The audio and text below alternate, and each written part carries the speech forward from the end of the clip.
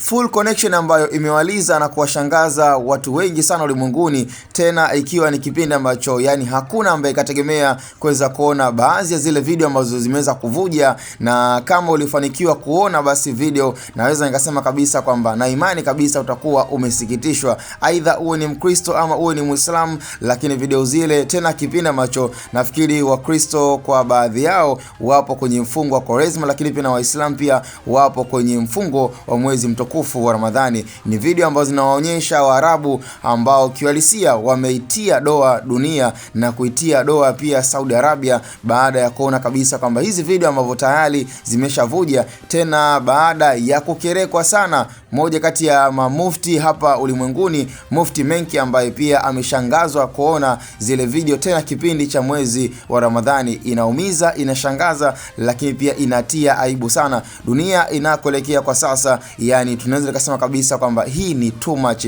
more than too much. Wanaume kwa wanaume, yani issue ambazo kwa sasa zimekuwa zikipewa pia mianya mikubwa sana kuonekana kwamba zinatawala dunia na ulimwengu, basi ni mapenzi ya jinsia moja, wanaume kwa wanaume, lakini pia wanawake kwa wanawake. Na naweza nikasema kwa asilimia kubwa sana, 70% kwa sasa, yani hii tamaduni na pia mapenzi ya jinsia moja kwa sasa jinsi ilivyotawala pia ulimwengu, kumekuwa na wimbi kubwa ambalo linaendelea kutawala ulimwengu baada ya kuona kwamba sasa mapenzi yaendelea kukua kwa kasi sana, ambao imekuwa kihusisha wanaume kwa wanaume. Imeweza kumshangaza sana mmoja kati ya mufti ambaye amekuwa akitoa baadhi ya mawaidha kwa ulimwengu mzima, na anatafsirika kuwa ni kama mufti wa ulimwengu ambaye ni Mufti Menki, baada ya kuona video zinasambaa, tena kipindi ambacho hakuna ambaye ametegemea kuona kwamba hizi video zinaweza zikasambaa kipindi cha Ramadhani. I say, nafikiri kama ulipata nafasi ya kuona hizo video, yani huwezi ukaangalia mara mbili.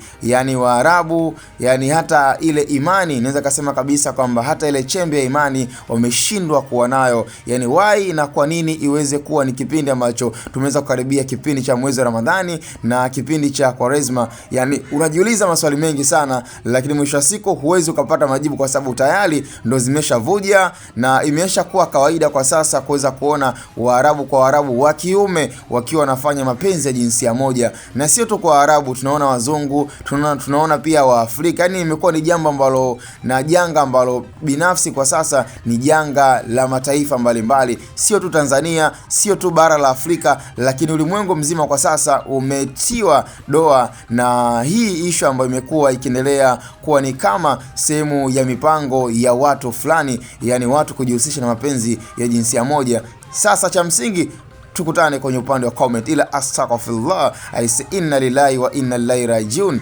Yani kwa haya matukio yanayoendelea, I say yanaumiza na kutia hasira sana.